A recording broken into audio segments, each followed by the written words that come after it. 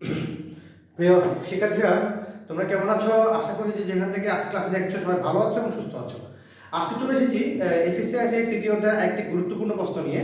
সেটি হচ্ছে 2025 সালে খুব একেবারেই বলতে গেলে নতুন একটি কোয়েশ্চেন এসেছে, সেটি নিয়ে হাজির হয়েছি। আশা করছি ক্লাসে তোমাদের অনেক ভালো লাগবে এবং তোমরা অনেক কিছু শিখতে পারবে। চলো ক্লাসে চলে যাই।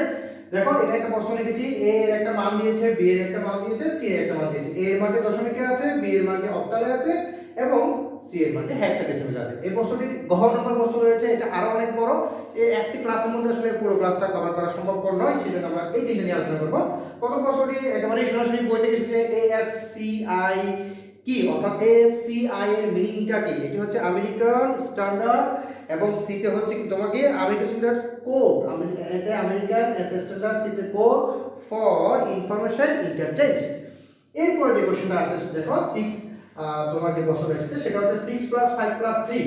এখন এর মধ্যে যেহেতু কোনো মান দেওয়া হয়নি, আমরা যদি কল্পনা করি 6 + 5 + 3 সমান সমান কত হয়? 5 3 5 3 8 8 14, অর্থাৎ 14। এখন আমি যদি 14 কে যদি দশমিক বাইনারিতে নিয়ে যাই, যে তোমার সমান সমান বাইনারি মান লেখা আছে, এটা হয়ে যাবে কত?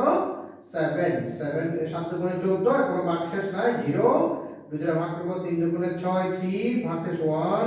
2 দ্বারা ভাগ করব একবার, ভাগশেষ 1। 2 দ্বারা ভাগ করব, এটা ভাগ যায় না, এটা 0 এবং এখানে 1টা চলে আসবে। তাহলে 1 1 0 অর্থাৎ আমরা বলতে পারি যে 6 + 5 + 3 = 14 এবং এটি দশমিক সংখ্যা দিয়ে যেহেতু আমরা পরিবর্তনটা দশমিক থেকে বাইনারিতে করেছি এবং বাইনারি মানটা হচ্ছে কত?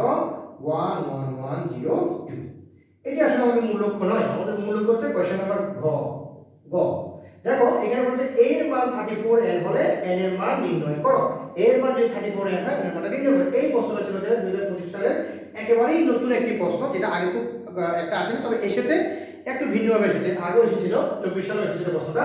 দেখো, এখন তুমি ধরে নাও প্রশ্নের মধ্যে a এর মান যদি এত হয়, আবার ওরা একটা এর মান দিয়েছে f = 5210, তাহলে আমরা কি এটা ধরে নিতে পারি বা প্রশ্নের মধ্যে আমরা এটা বলতে পারি কিনা? দেখো, একেবারে বীজগণিতের মতো একটি কোশ্চেন এটা। আমরা বলতে পারি কি যে 34n = হচ্ছে যে 5210, অর্থাৎ 34n = 52। এখন আমরা যদি এইটাকে n তম মানে n তম সংখ্যা যদি ধরে আমি যদি আমরা দশমিকে রূপান্তর করতে চাই, আমরা কি জানি? গুণ হয়ে যায় 3 n, অর্থাৎ প্রথমটা হবে কি ইনভার্স 1 প্লাস এটার সাথে আবার কি করতে হবে 4 n ইনভার্স 2।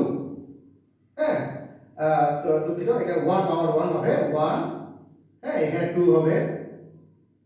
তো দেখো, এখন একটা ইন্টারেস্টিং বিষয় তোমরা খেয়াল করো। 0 থেকে শুরু, পাওয়ারটা 0 দিয়ে শুরু হবে। আমরা দশমিকের পরে 1 দিয়ে শুরু করি, 0 এবং 1, 0 এবং 1, আর এখানে আমরা 52 লিখলাম। আবার দেখো সবাই, আমরা যখন এটাকে দশমিকে নিয়ে যাব, আমরা এভাবে শুরু করি। আমরা যারা এভাবে পারো না তার জন্য এভাবে দেখাচ্ছি। আমরা এভাবে মানটাকে নিয়ে নিই, মানটাকে নিয়ে নেওয়ার পরে এখানে একটু বেশি হয়ে যায়। আমরা কি করি? এখানে 4 3 এখানে ইনটু দিই, এখানে আমরা n আমার যে বেসটা এটা দিয়ে দিই, এটা 0, অর্থাৎ 4 এর জন্য 0 হবে, 3 এর জন্য 1 হবে।